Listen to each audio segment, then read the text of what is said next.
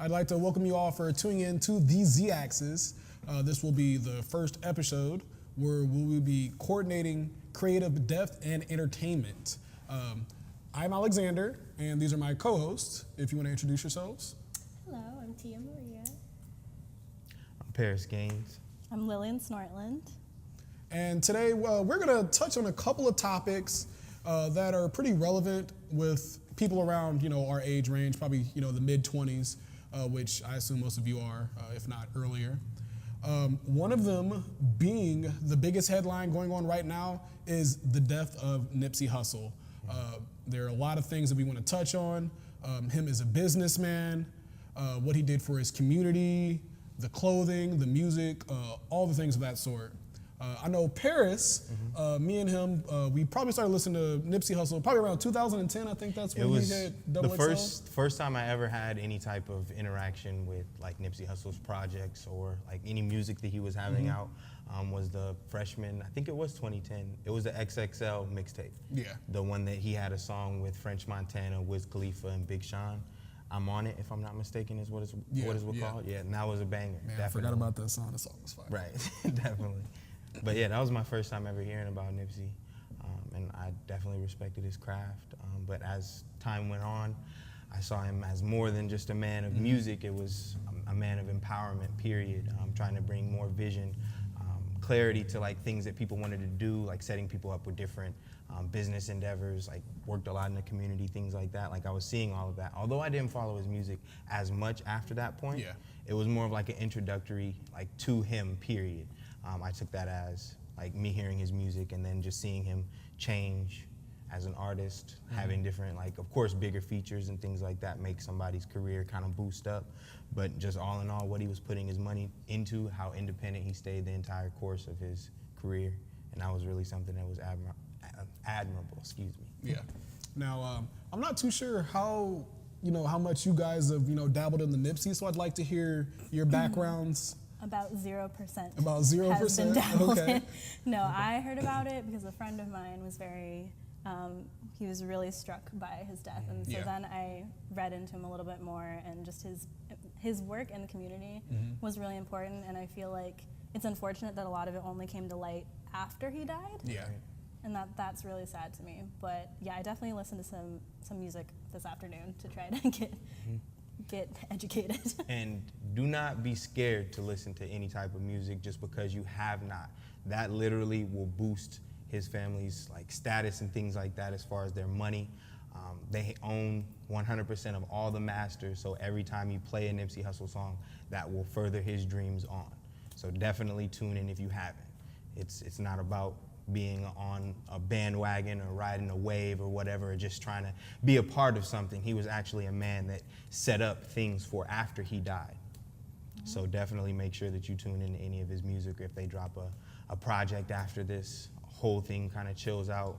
But yeah, for sure, and do not be scared. Are his businesses still around? Oh yeah, definitely, yes. Yeah, so it wasn't just about his name. No, he definitely set up a whole bunch of different systems, empowered a lot of men that were around him, and women, I'm pretty sure, but I know like his entourage that had, I think his bodyguard's a business owner as well. A couple of his friends work at the store, so he's providing jobs in a community where there's not a whole bunch of jobs and things like that, so he's definitely working for the bettering of everything, like not just his community, but just trying to start like how we all should start with the mirror, and then our immediate community and immediate world, and then the rest of the world will realize like what you're doing and kind of follow suit. I think I kind of, not to say bandwagon or anything like that, but like literally the day before he died, me and my sister were actually watching an interview with him and Lauren London, and I love her. And I just love their chemistry together and how he was getting all the questions right, and I was just like, oh, I'm sure he is such a great man and everything like that. And then the next day, I heard that he had like been shot, and I was like, oh God, I hope he's not like, he passed or anything. And then it showed on the news, and I was like, we were just talking about how good of a man this was the night before. And it's just like, how can someone who put out such positivity, be killed like that? Yeah, and that's one thing that's like perplexing about like just the human experience. Like Yeah. we see like legends and people that are actually going to do stuff with their life. Like we only have so much time on the planet. And he was actually moving in strides, like not just baby steps, literally strides, like setting up that STEM, I think it's called the STEM Center, and that was basically trying to bridge the gap between inner cities and Silicon Valley, like providing people with opportunities to work on like robotics and technology programs, like doing things like that. Like that's a stride, because I know there's countless kids that are part of inner city schools that don't have the resources to actually do things like have robotics and do different things with like medicine or anything like that. Like that's all like Silicon Valley is. It's like technology. So that's definitely a bridging the gap type thing that he was a part of. So where were you when you first heard about Nipsey? I was over at my friend Lee's house. We were working on some music, and then I got a text message from my friend Dejan, and he had told me, and I was like, what? Like it definitely caught me off guard. And don't get me wrong, I'm not saying that it hit me any less hard than anybody that it was, like as far as their deep connection to how his music impacted their life, his or her life. It doesn't really matter as far as that goes to me, but it definitely hit me. Like I was like, wow, Nipsey Hussle's dead? Like what does that even mean? Like who had the gall to take somebody that was working towards making the world a better place off of the planet? Like that's super unfortunate. Like I was just like confused. Yeah. Like it was like something that I didn't really know. Like it just made me like question like reality. Like not really like reality like, oh yeah, are we gonna start flying tomorrow? But like reality like, damn, like this is really going on. Like there was somebody that was jealous enough and I didn't know if it was like revolving around gang banging or anything like that. And like it's just crazy. Like it definitely caught me off guard. Do you believe the conspiracy theories about it? Yeah, that's the big thing we all want to talk about. Do you I haven't believe heard in the it, conspiracy theories, or do you just think it was, just some normal personal beef? To me, conspiracy is just, it involves conspirators. It doesn't matter if it's conspiracy because of Dr. Sebi or conspirators of the opposite gangs that he might have wronged in the past or something like that, or if it was conspirators that had plotted on him because they saw him rising up as a human being and wanted to either take his position or just take it all from him. Because once you kill somebody, you basically take everything that they had on this planet away from them. Because the only thing that they have now is just their soul. And that's basically what I thought it was. I didn't really think, jump to conclusions, as soon, because I saw the interview when he was like, if they take me out for this, y'all better ride for me. I saw that, but I didn't think, that wasn't immediately the first thing that I thought of. I was just like, man, it just sounds like either an act of hate or I didn't know the whole details or anything like that, but I just knew that there was conspirators, people that were plotting on this. This was a premeditated murder. Indefinitely. How do you two feel about the government conspiracies that a lot of people were posting about, saying, hey, the government killed him for his documentary and things of this sort? Yeah. And I feel like this happens a lot whenever you see a black person of any sort of a high stature that is killed. So, social stature, people, they're like, okay, the government killed him, and they have all these crazy conspiracies of why the government did this, this, and that. But on a normal day-to-day basis, these people can't even count back change, but then they turn into the great mouse detective when a black man dies. Yeah. You got something, Tia? If the government wants you gone, you are gone. Okay, Indeed. so That's my comment. and then Tia was never seen again. Oh no! Not Tia. Oh no! Episode 2, we'll have a different co-host. It'll be like, you remember My Wife and Kids when they got the new daughter, and it was just like, what happened to her? No. Yeah, that's definitely, I would say, a norm. People want to think that they know what happened. Yeah.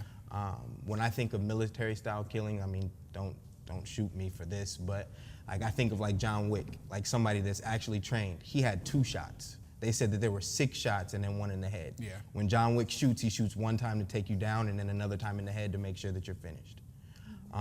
But he got shot 6 times and 1 of those was in the head. So it must have been close range, just firing off, I feel like, and then a shot to finish him. It had a But lot of passion behind it, but it didn't seem to have a lot of structure, if that makes sense. Yeah. Which like does. It wasn't. me- Like it wasn't planned. And he ran away, came back, did more damage, and then was still able. It wasn't like one shot. I can definitely gone. understand that. When you see someone with excessive shots, I'd say, it was 6 to the body. Yeah. 6 to the body is a lot of shots. Like, when you're doing that's some personal, not that I would just hire exactly. you to Just do like that. stabbing. Yeah.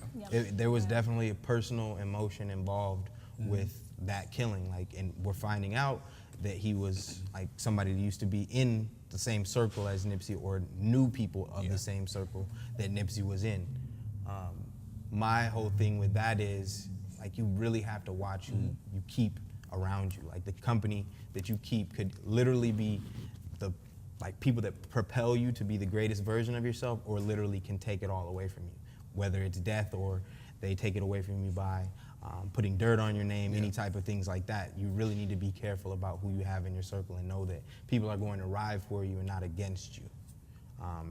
It's kind of hard to discern that. Like humans are so complex. Like he couldn't have known that this guy that he was standing with, I don't know, 5-6 years ago in that picture or whatever that surfaced with like everybody that was in Nipsey's circle, and then him where they had him like circled or whatever. Yeah. Like I don't know how long ago that was, but how can you really think of something like that? Like I don't keep anybody around me that I think would ever kill me, but then again, I don't know. I mean, No one knows. I'm pretty sure he didn't think that guy was gonna kill him either. Right. So for me, the Nipsey death, it kind of hit me by surprise. And the biggest thing was, I was taking my normal third nap of the day.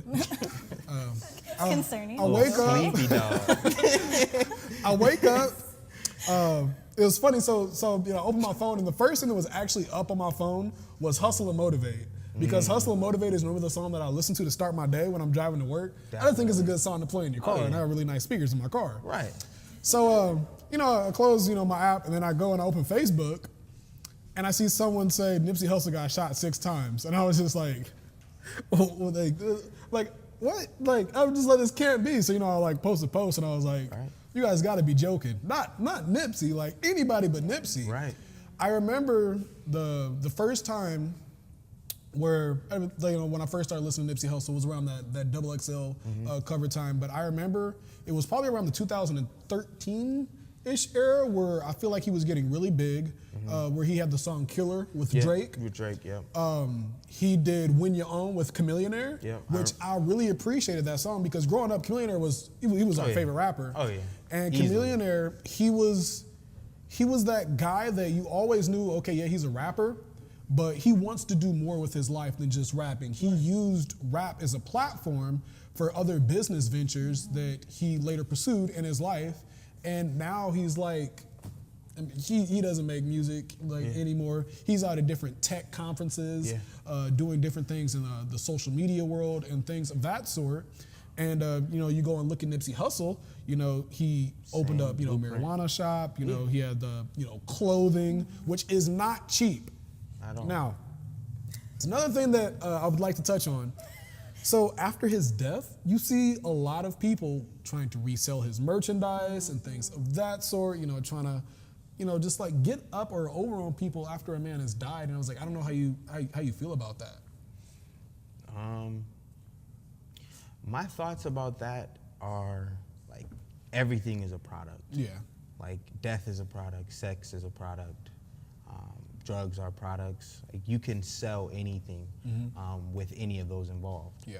So people are really trying to capitalize, and that's just going to be how like the cookie crumbles, like for all of eternity. Unfortunately, like think about all the different people that have died throughout history. Like how many people were on the Shakespeare bandwagon and were trying to create plays of his caliber right afterwards, right after he died, because there was no more Shakespeare. Or like trying to paint like Leonardo da Vinci, things like that. Or doing stuff because this person died, I'm going to try to do this. And that's how it Who's doing the buying? I feel like that's the important part. Right. Where's the money going? Like the So actual with capitalization that, doesn't matter. Obviously, you have people that are like, all right, I've always been a big people that have felt like they've already purchased his clothing and things of that sort. And then now it's going to become such a rarity because this person died. So you're wondering how limited the quantities of his clothing and other merchandise is going to be. So these people are just out there, They're buying it all up. trying to buy it all up. Yeah. And then once once there's none more in the market and people still have that demand, the prices are going to go up ridiculous on it, and you're going to be able to make a profit off of selling that stuff. And then you also have the people that are making like the T-shirts, right. Other various forms of artwork. I know I saw like an image on Instagram of it was like Nipsey Hussle. He was in heaven, and like Tupac was behind him, like putting like his cloak on, like stuff. Like stuff like that. It's fine because if the person's not doing it for profit, that's fine. That's just but fan art. we also for sure have people like people die in the hood. They put your face on a T-shirt. There's definitely some of that going on. It's just like what, buy something from the man's shop instead of going and buying the cheap $15, $20 shirt that's not going to last you very long. I can say personally that I experienced another surge after somebody died. Yeah. We lost Stan Lee. And immediately after that, I was at ThriftCon in Denver. Shout out Station. Shout out my boy Mars out there. But definitely saw that there were Marvel T-shirts that had jumped up at least $50, $60 in price because Stan Lee passed away. There was a Marvel shirt all over Spider-Man print that I'm probably going to end up buying eventually, but they wanted $250 for it. Oof. And they just bumped the price up after Stan Lee passed. So I don't know what it was sitting at beforehand, but like that's something that happens. And there was an X-Men one there was $275. It had like Psylocke, Wolverine with the yellow and brown, and then Colossus, and then it had all black and white print. It was really a really nice shirt, but they definitely jacked the price up because the creator or somebody that was a really big part of Marvel passed away. So that's just how it's gonna be. It's unfortunate. I mean, I understand it, but at the same time, it's just one of those things that I would say stem from money. Like that's why people call money the root of all evil, things like that, like trying to benefit off of somebody's passing instead of just spreading more love and making sure that this person was or is renowned as they should be, instead of trying to profit off of it. And I feel like we're gonna be dealing with that forever, unfortunately. That's just the thing, that's just the way of the world. As long as money's around, that's how it's gonna be. Now that we have touched on the fashion side behind Nipsey Hussle and his marathon store, kind of makes me want to gravitate over into other people in the fashion culture. There's been a big thing as of late of people not supporting their black-owned brands and things of that sort. Do you think there are certain reasons why people aren't doing that and why they are leaning towards things such as like Louis Vuitton, Gucci? I think you two, you two are some little fashion girls. So let's hear what you have to say on these things. Just based off of me, I think the first thing I think about is quality. These are fashion brands that have been around for years. Of course, I'm gonna feel a little more comfortable with spending more money on on a piece versus someone that is just coming out. Not that it's right, but that's just how I think as a shopper because I want my pieces to last. Exactly. So that's kind of how I think about it. Yeah, I've been thinking about that a lot. Less so with clothing, but just with brands like hair care and stuff like that, as far as like black-owned hair care. And I feel bad every time I'm not buying from them. But to a certain extent, I've realized that sometimes it's sort of branded so that you think that that is the only thing that works for you as a black person, and that's not true. You should be able to cross the gambit on it. But I do try to make sure to buy at least half. And I think that's true of clothing. Like I try to buy it ethically at least half of the time. I don't really get into like Gucci level. That's a whole other level. Right, yeah. But yeah. That's super expensive. I feel that the disconnect is just, like you said, like if you're paying for a $3,000 purse, you want to make sure that it lasts. Yes. And things like Louis Vuitton have been around for ages, like literally, like 60 years, I would say? It's been around. I don't know exactly the date of when a lot of these brands that are big and like the fashion houses, the big fashion houses of like Europe and things like that, all the stuff that we like have a really good, I would say, what's a good word for it? I don't know, understanding of the quality. I wouldn't say understanding, like we put our faith in it, but I didn't want to say that. But like you understand that when you get a bag that's $3,000, it's gonna last you forever, but it's gonna be out of season next like fall. So you gotta get the new one. And that's kind of a never-ending cycle that the brands have built up. Like, yeah, they keep people in that cycle. So you buy your first Louis purse, and you buy the next purse that comes out in fall because your old purse is outdated.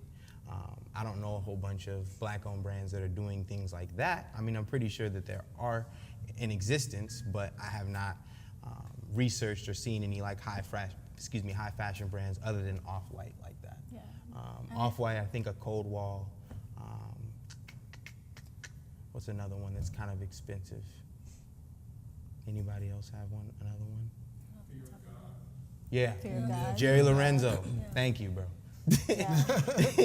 And there's a turn. I think that the reason that we have faith in brands is also just how much they're seen and the visibility of the brand. So I think there's been a turn recently of like red carpet people of color purposefully choosing to wear clothing by people of color, and that is honestly all it takes, Exactly. I think. Yeah, and that's another thing too. We definitely have to make sure that there's exposure.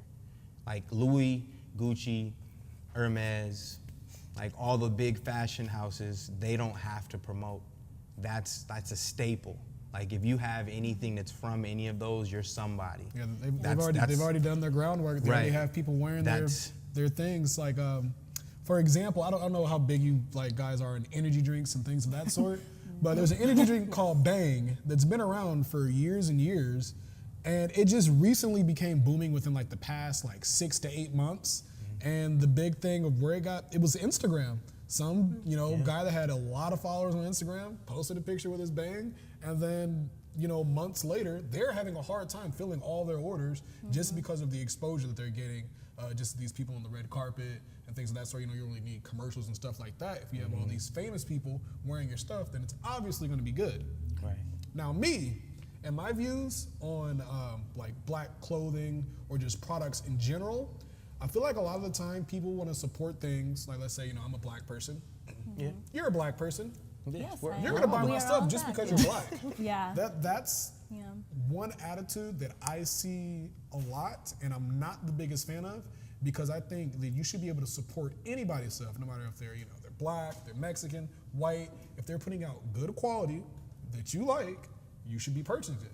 Yeah. Not just because we both just happen to be black. Right. Isn't there an amount of paying it forward though? Because like how did these white establishments get established in the first place? It was white money and money. Right. So if they don't have black money, who's giving them money? And they'll never have a chance. Yeah. So there's that side. But yeah, and that's I would say that's a disconnect that I feel like a lot of people have. Like when you see, like, as a black person, you see a black brand come out and you think, oh yeah, they want me to buy it because I'm black, or they want me to participate in this because I'm black. But in a sense, you should think of it like, I don't know, you see in Asian markets, who shops in Asian markets? Yeah, me. They're spending, you, exactly. You, but exactly, that's my point. Like, who do you see in there? It's all Asians. They are definitely supporting. Like, they're not going to the bakers. They're not going to the Walmarts. They're not going to anywhere that's a big corporation. They're going and shopping with the people that they might even know the owners. And that's something that I feel like black people need to do more of. Not because of just like the branding thing, but like if you're buying and putting more money into your community, then you'll start seeing things. You'll start seeing more real estate that has been purchased by black realtors and things like that that'll be put on the market for reasonable prices, things like that. You'll start seeing the changes in the economy that need to happen in our communities. And like that's the thing with branding that's so hard, is how do you brand something that doesn't feel like that? Like feel like you are obligated to support, or have people obligated to support, but it's still quality. And that's something that's really hard. I mean, I'm an owner of a company. I mean, Reform Unlimited LLC, like that's my umbrella company. But I plan on doing a whole bunch of businesses under that. But I'm not marketing towards one specific like race or anything like that. But do I want black people to support it? Because I feel like I'm putting out quality, and I want people to be wearing my stuff and see that like I'm supported in the community, and then I can put my support back into the community. Definitely. Because everything is just full circle. It comes back around. Like Nipsey saw that he got support in his community. They pushed him farther than what he was. Yeah. And so as soon as he got the money, he came right back and started doing exactly what he's supposed to do. So that's what happens when you see something. It's just a domino effect. Yeah. You actually support somebody and they come back and put their money or their time, exactly, back into the community. And that's what I feel like is a misconception. Like, it's not that you have to buy this because we are black, but you should look at it like, hey, my brother's trying to do something different. Let me try to reach out and help him with this, his vision. But if it's not quality, you don't have to participate. Like, that's if it doesn't meet your standards, that's perfectly fine. But just know that when you're skipping out on something that's like really good and it is owned by somebody of color, then you're probably not doing the best that you could. Yes. When you're trying to uplift your people, because it's not only just like, you know, marching, like supporting through like civil rights and things like that. It's definitely a generational wealth thing. Money speaks. Right, Yeah. exactly. If we want to change a lot of the stuff that's going on now, it's going to be money that will eventually get us to where we want to be, because there's going to be people that are in positions of power that we were never in because like we didn't have the money. And money is power, unfortunately. It's not love, because I feel like if it was love, then everybody would have $1 million houses, because the human's nature is to love. Yeah. Sometimes I feel like when you go to like, okay, so here in Omaha, I'd say when you think black-owned companies, businesses, things of that sort, the first thing that pops in your mind is food. Definitely just because the market of that, there are certain things that you are going to go to a black restaurant and you are going to purchase because, you know, it's like a cultural thing. Like, let's say, you know, I want some catfish and spaghetti. I've told this to white people that that's a thing, and they're just like, what? Like, why would you eat those things together? I'm just like, I don't know. It's just something that we do that would definitely set them apart from other places, different meals and dishes that you would not get.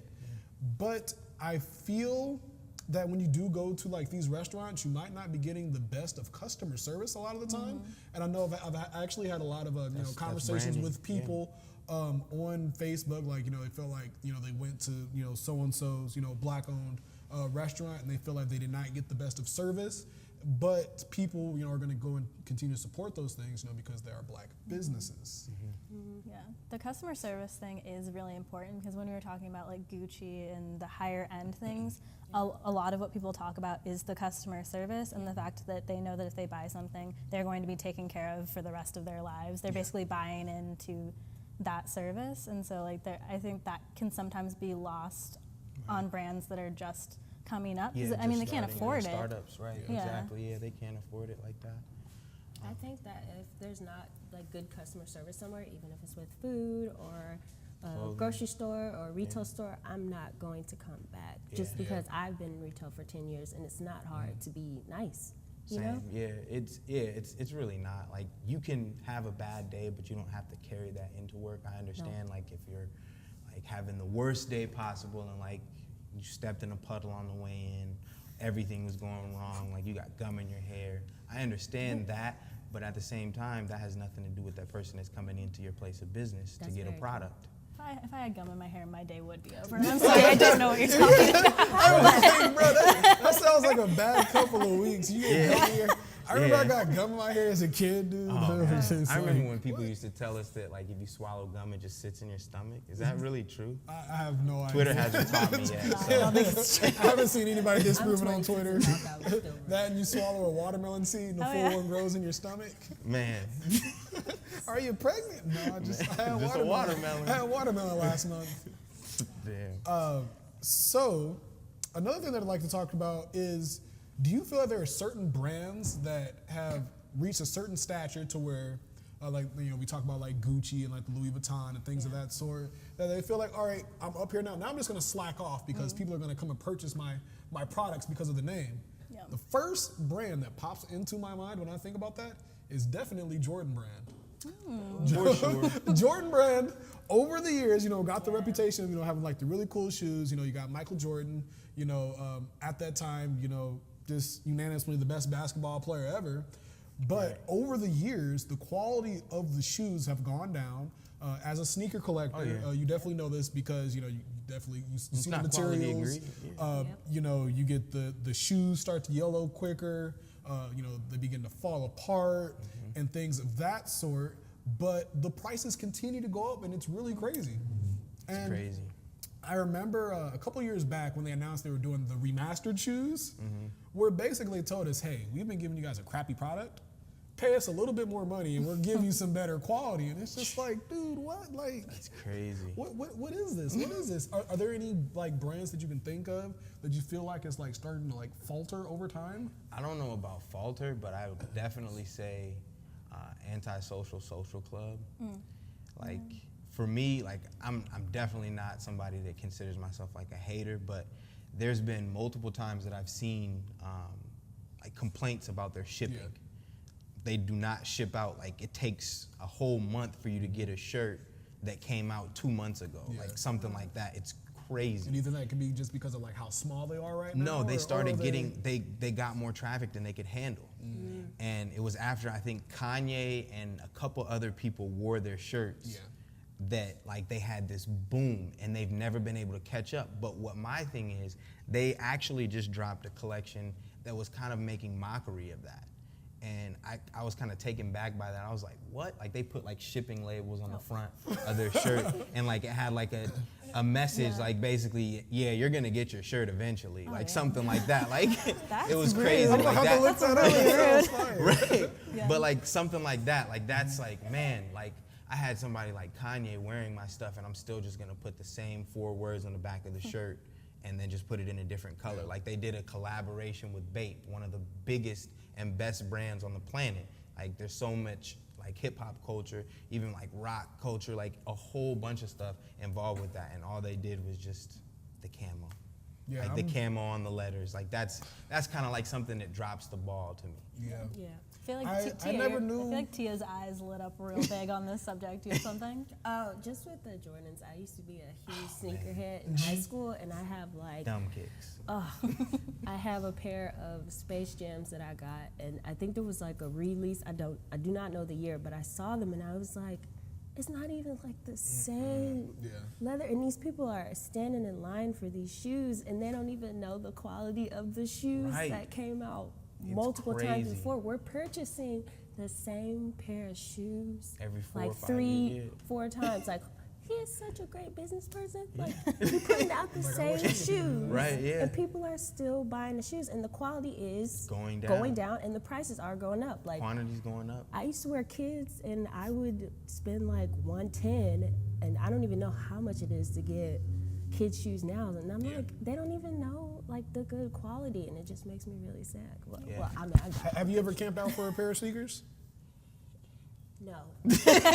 Have you camped out for a pair of sneakers? Absolutely not. I like don't wear sneakers. I always So- wear clothes. So I've only done it once. I actually camped out for a pair of shoes, and I got Paris the exact same pair of shoes. I remember. I That's brought my, friendship right Yes, there. my definitely girlfriend at the friendship. time, my Tiffany high dunks, which is the Diamond Supply Flame. dunk. They didn't know they did it in a high, they did it in like Lowe's years ago. So I was outside of BBB for probably 12 hours.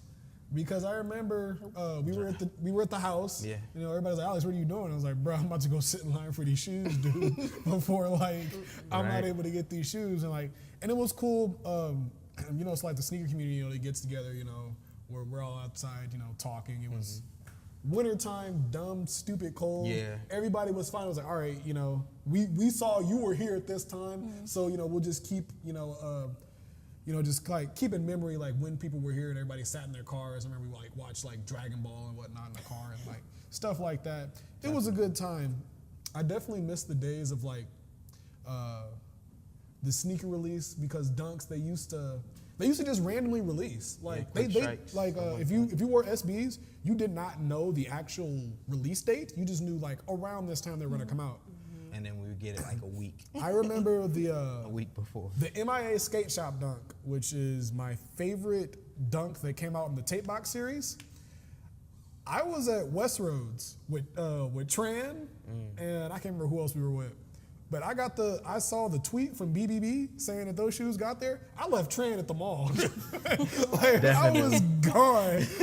I got there in like 13 minutes down to the Dundee area.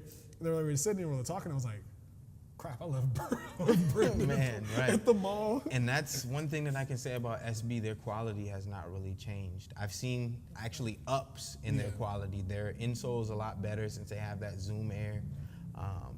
But like Jordan Brand, like I was with Rodney literally in, what was that, 2011 when the white cement 3s came out? Mm-hmm. Yeah, that was 2011. And then the same year, the black cement 3s came out, and it was not the same quality, a completely different tumbled leather.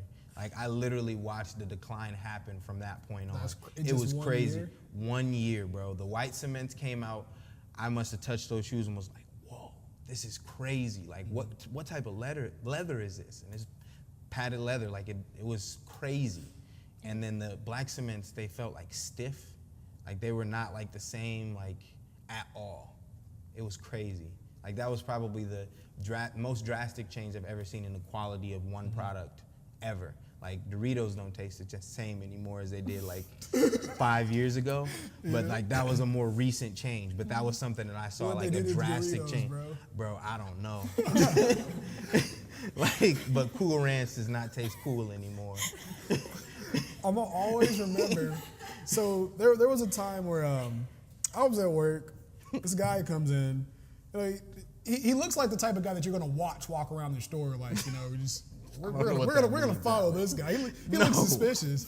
So he comes up to the counter, and he was like, "Where's the $1.9 bag of chips?" And I'm just like, I had to break the news to him. I was like, "Bruh, those bags are long and gone. Like we haven't had those in the store for the longest of times." And he was like, "Man," he was like, "Well, I've been in jail for the last year." And I'm just like, bruh. And I was like, so much changes in 1 year. Like, as you said, like, that bag of chips, gone. Man. Your Jordan quality, down. Like, those are very different issues in Jordan.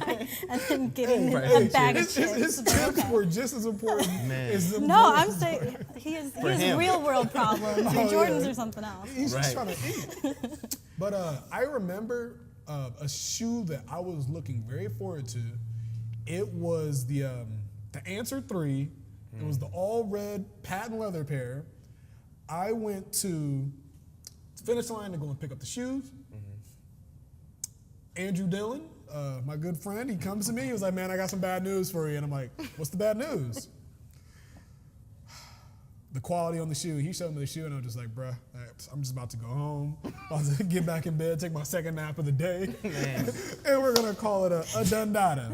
Wait, do you guys actually, since you're paying, so this is interesting to me because I've never owned an expensive pair of sneakers in my life. So you pay a ton of money. Do you actually wear them? Yeah. I wear my You shoes don't all just the time. stick them in a glass box and like lovingly pet them every night. Like, So I have a pair of What the Dunks. okay.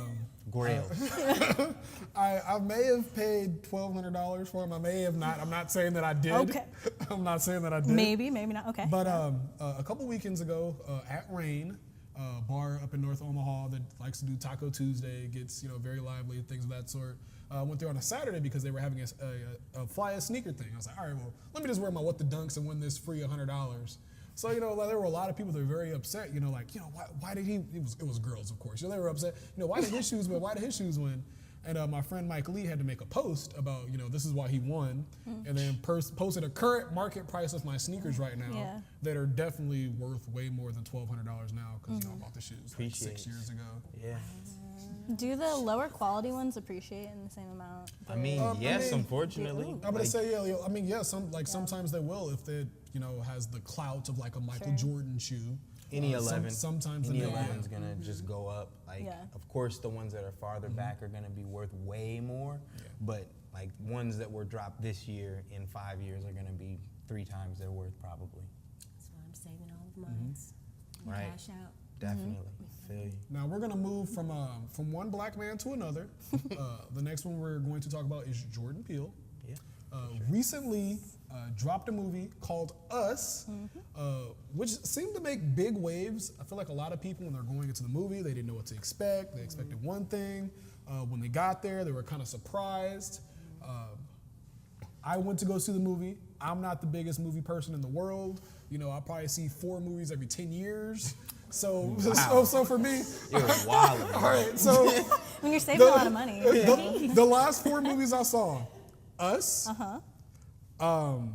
The Avengers movie. Why can't I remember the name in my head? Infinity War? Yeah, Infinity Wars. Black Panther. Okay. And then Guardians of the Galaxy. Okay, One, not two, one. So that just lets least you know you're the last 4 consistent. movies I saw. Yeah. So how did you all feel about the movie? I loved it. Horror is actually one of my favorite genres of film. So going into it, I kind of was like paying more attention to being scared, and I wish I was paying more attention to the actual baseline of the movie, because there was so many things that I missed just because I was kind of scared of oh, what's gonna pop out? Are they gonna die? Or this and that? And it's like, Oh, they're gonna die. drops. There's so many gems in that movie that I'm going to actually go and see it again because it's so good. Also, if someone here hasn't seen it, looking at you, friend, you might want to bounce because you're about to get some spoilers. Uh-oh. No, you're good. I haven't Okay. seen it. Oh, you're about to get spoiled then, I haven't seen it either. friend. Wow. Yeah, that's crazy. But yeah, I haven't seen it, but I can definitely give some insight on how I feel about Jordan Peele's films. I watched Get Out. Definitely one of the better films that I've seen in all of my film viewing years. Ever since I was able to consciously watch a movie and look at conceptual value and things like that, I definitely picked up a lot of just things that we have to deal with. Yeah. Just as a black person, it's crazy that. There was a person that had been completely brainwashed in Get Out, and he displayed that as just acting like everything was okay. It wasn't like he walked around and was like, yes, master, anything like that. It was literally he was just walking around and started freaking out when somebody took a picture of him and was saying, yo, we need to get out of here. That's something that happens to a lot of people. Yeah, I think, And that's a thriller. That's a psychological thriller that happens in everyday situations. I feel like Get Out was very explicit in its social commentary, and you're not going to probably get that from any other director. Well, from any other director or on Us. So that's kind of the thing. Right. It doesn't have, even though it's using black bodies, that's not the point. Yeah, But I will say a common thing between the two that I think is really exciting for me, and I hope that Jordan keeps this up, is his use of body in horror. And that's actually a really common thing right now. So, I mean, you wouldn't have seen this because you don't go see movies, but Suspiria just came out, and that was using the body in grotesque-ish ways and movement to create horror, as opposed to having just jump scares or just having a monster. It's using the body. So that was one, and then it's in the vein of Black Swan. That came out a while ago, but that wasn't using monsters. That was using the body. I didn't even think of that. Us is doing exactly the same thing, and that's really exciting. In the trailers, you can see it. So I was gonna say I haven't seen it, but in the trailers, if you saw somebody that was smaller, running after you on all fours, that would definitely freak you out more than just a normal person jumping out of a closet or behind a corner. If you're actually getting chased, that goes back to kind of The Grudge, how she was crawling or whatever, and you couldn't see her face. That's using the body. That's crazy. Yeah, it's subtle, but I think I'm hoping that that's going to be the new wave of horror, because that's actually That's interesting I'm to me. start to look for that. But yeah, anyway, yeah. So I'm not worried about spoilers too. So the biggest thing that I would like to applaud him on in this movie, I've just always been the biggest stickler on black movies. Growing up, we did not watch black exploitation television in my house. BET was a banned channel. You would never see it there. Should still be ever. banned. But It still is banned. So I always felt like growing up, all black movies were kind of the same. They had the same, you're in the hood, you got black issues, such as gang violence and things of that sort, selling drugs. But recently, I can't remember who it was. I was having a conversation with someone where we were talking about, I felt like as kids, we didn't have positive images, to watch growing up. Why every single movie that we watched as a kid that had black people on the screen, why was it all so negative? Can we get something positive, please? yeah. Right. And the big thing that I really liked about the movie Us is that the main people in the movie, the cast, they were black. But if you would have taken those black people out of the movie and put white people there, it still would have made sense. So it wasn't a black movie. Yeah. It was a movie that just happened to have a predominantly black cast. Yeah, there's sort of, and I mean, this is a complaint that I've seen. I don't know if I really agree with it, but there's sort of a class element to it, because Us works because for like inserting white people in it, because they are very, like, they're at least high class, I'd say, or very high middle class.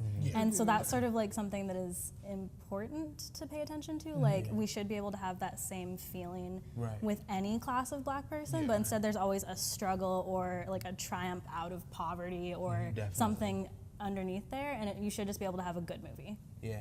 All the same.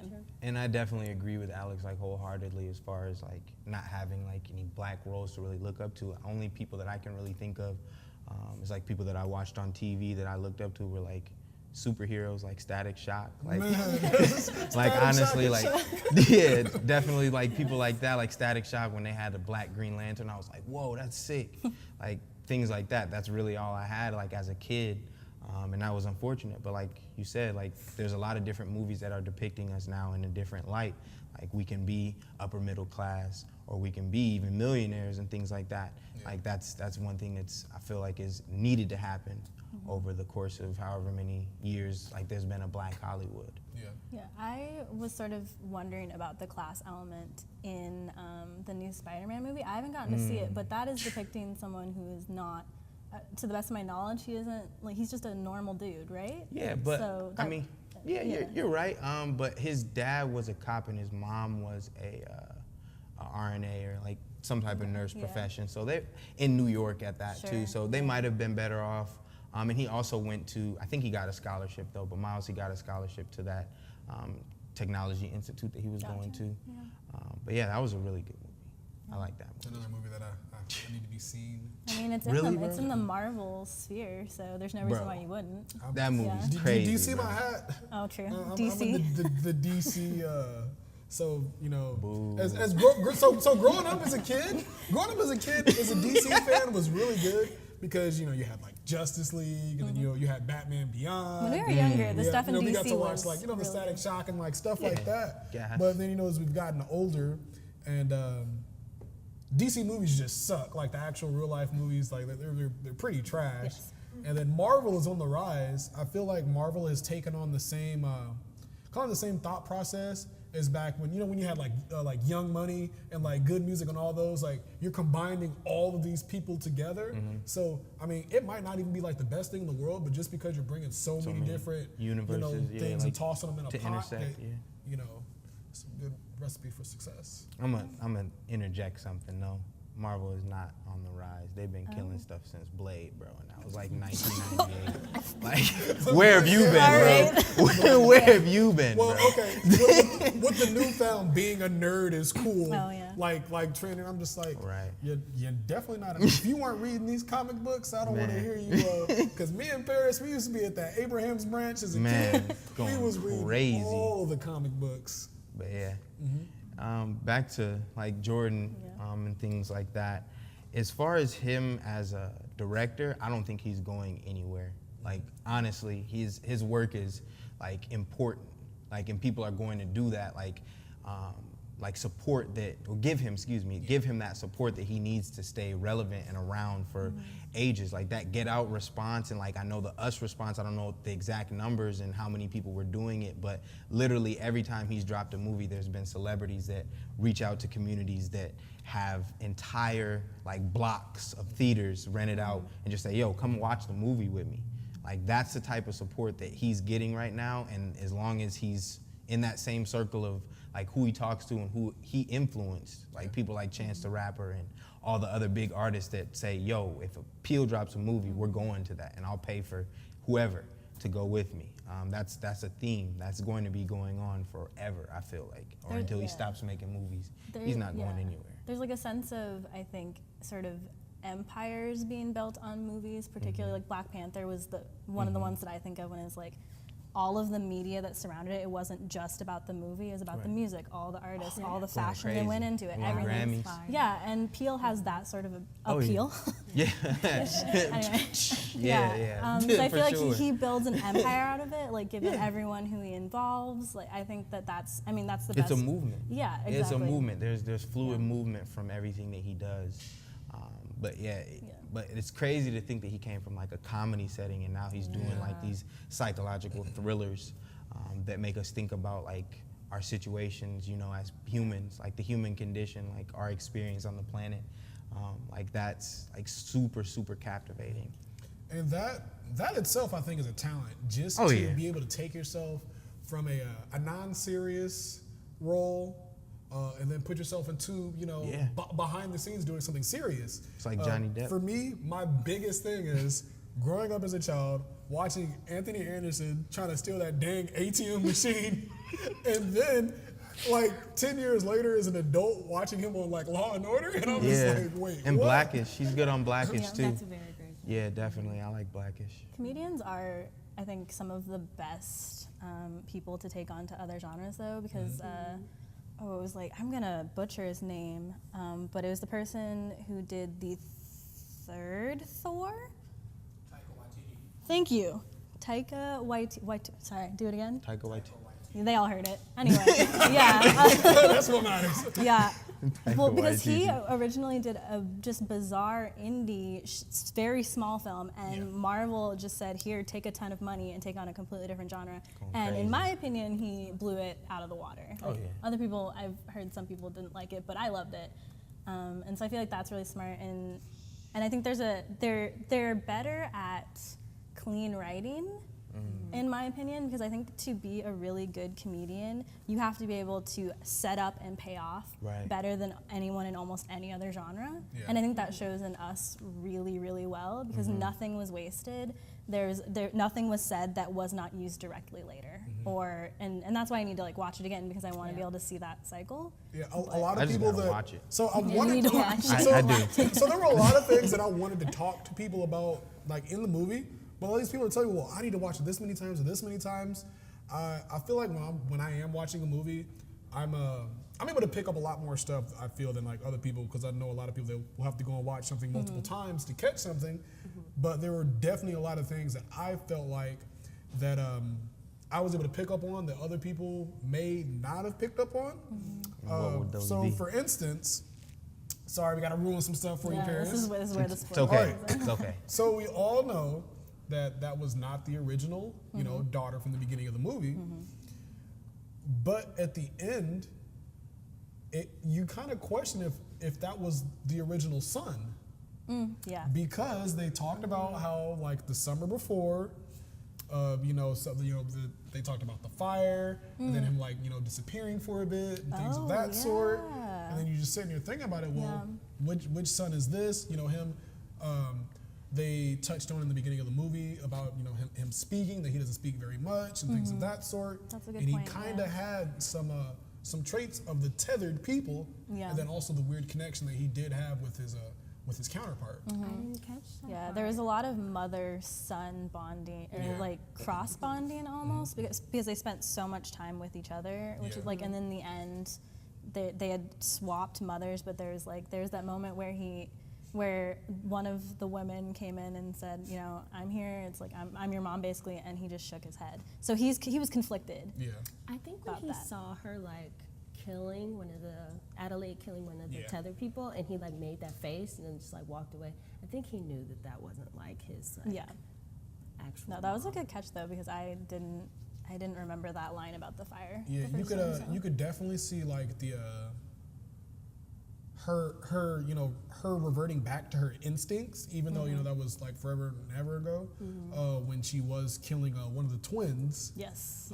she like let out like some type of like shriek of some Yeah. sort, and they were just like, It's brutal. all right, so that's just really making me like as being around them, like trying who she is, or maybe she used to be. But I felt like even in the beginning, like when I first watched, like in the beginning of the movie, I was like, all right, that's not her. They swap places. Yeah, I'm not yeah. stupid.